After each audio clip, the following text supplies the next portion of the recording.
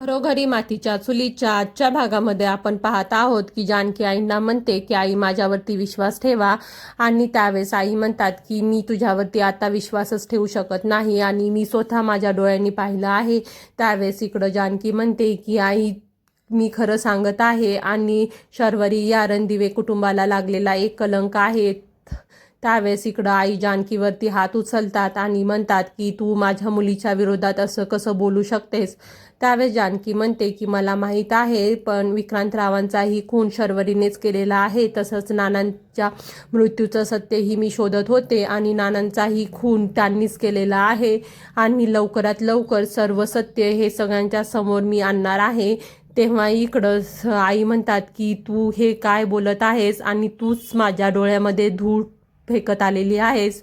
त्यानंतर इकडं जानकी म्हणते की सगळ्यांसमोर मी सत्य आणेल. त्यानंतर इकडं रात्रीची वेळ असते. ती विचार करत असते की जानकी एवढ्या विश्वासाने म्हणत होती, याचा अर्थ तिच्याकडे काहीतरी पुरावा आहे. त्यावेळेस ऐश्वर्या म्हणते की हो, तिच्याकडे पुरावा आहे, म्हणूनच ती सगळ्यांच्या समोर हे सगळं बोलत होती. त्यावेळेस शर्वरी विचार करते की आपल्याला तो मोबाईल चेक करायला हवा होता की त्यामध्ये खरंच पुरावे आहेत की आपण दुसराच फोन जाळलेला आहे.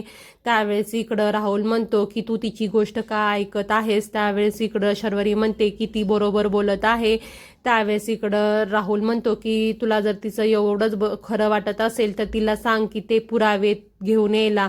त्यानंतर इकडं जानकी ही विचार करत असते. तेवढ्यात तिथं ऋषिकेश येतात आणि म्हणतात की आईने आत्ता तुझ्यावरती जो हात उचलला त्याबद्दल मी तुला आईकडून माफी मागतो. त्यावेळेस इकडं जानकी म्हणते की तुम्ही माझी माफी मागायची काहीच गरज नाही आहे आणि मला आईंनी बोललेल्याचं किंवा मारलेल्याचं वाईटही वाटत नाही.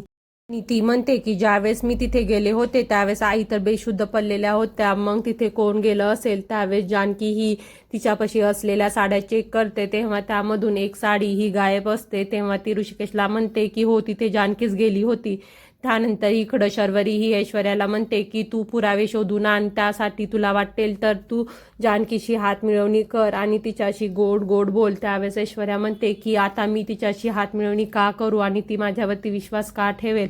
त्यावेळेस शर्वरी म्हणते की काही कर, तू मगरमच्छचे आसू रड किंवा तिच्या पाया पड, लोटांगण घे, काही कर, पण तू तू ते पुरावे घेऊन ये. त्यावेळेस ऐश्वर्या स्वतःच विचार करते की बरं झालं, हे तर मला हवंच होतं. त्यानंतर इकडं शर्वरीच्या म्हणण्यानुसार ऐश्वर्या म्हणते की ती माझं काहीच ऐकणार नाही आणि ती माझ्यावरती विश्वास का ठेवेल. त्यावेळेस शर्वरी म्हणते की काही करून मला ते पुरावे हवे आहेत आणि तेच तू मला आणून द्यायचं आहे, ही तुझी कसोटी आहे असं समज. त्यावेळेस ऐश्वर्या म्हणते की ठीक आहे आणि त्यानंतर त्या राहुलला मध्ये बोलू नको असंही सांगते. त्यानंतर इकडं जानकी हे ऋषिकेशला म्हणते की याचा अर्थ तिथं जी साडी घालून आलेली होती ती मी नाही तर दुसरीच कोणीतरी होती आणि फक्त माझ्यासारखी ती दिसत होती. त्यामुळे आईंना वाटलं असेल की तिथे मीच आहे, पण आईंनी माझा चेहरा पाहिला नसेल आणि त्यामुळेच हे सर्व घडलं असेल.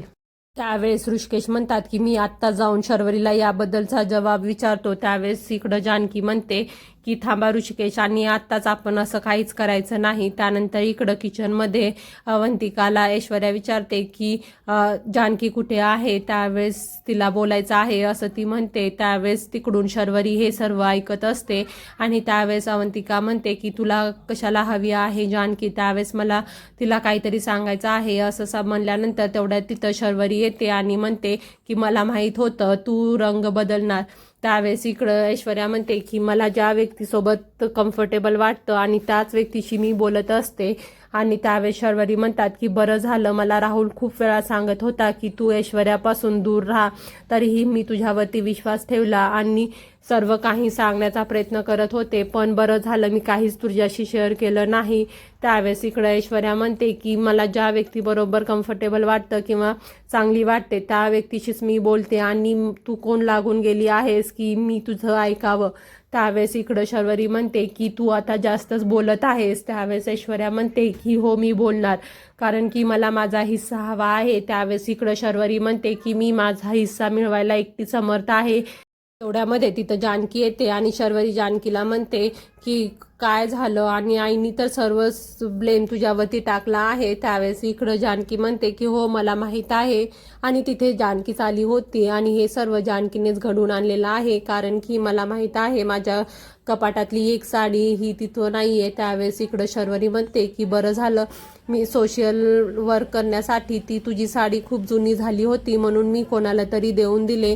त्यावेळेस इकडं जानकी म्हणते की बरं झालं आणि ती तुम्ही त्यांना दिलात आणि तुमचं जे सत्य आहे मी सगळ्यांसमोर लवकरच आणणार आहे. त्यावेळेस असं काहीच होणार नाही आणि त्यावेळेस तुम्ही जेलमध्ये गेलात तर हे मगरमच्छ असू तिथं दाखवायला ठेवा. त्यानंतर इकडं शर्वरी विचार करते की बरं झालं मी ऐश्वर्याला जानकीच्या टीममध्ये पाठवलं आहे. त्यानंतर इकडं किचनमध्ये ऐश्वर्या ही जानकीला म्हणते की जानकी खरंच माझं चुकलं आणि मला माफ कर आणि मी खरंच तुझ्याशी खूप वाईट वागले. त्यावेळेस इकडं शर्वरी हे सर्व पाहत असते म्हणून ती नाटक करते. त्यावेळेस जानकी म्हणते की तू माझ्या पाया कशाला पडत आहेस आणि चल उठ आणि इथून निघून जा. त्यावेळेस इकडं ऐश्वर्या म्हणते की मी तुझ्या पाया पडत आहे आणि तू मला असा ॲटिट्यूड दाखवत आहेस.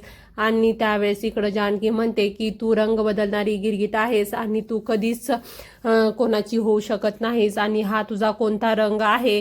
त्यावेळेस इकडं ऐश्वर्या म्हणते की मी खरंच खरं बोलत आहे आणि त्यावेळेस इकडं जानकी म्हणते की मला माहीत आहे माणूस एकदा चूक करतं दोनदा चूक करतं पण परत परत ती चूक करत नाही आणि मी तुझ्यावरती का विश्वास ठेवेल आणि तू इथून निघून जा.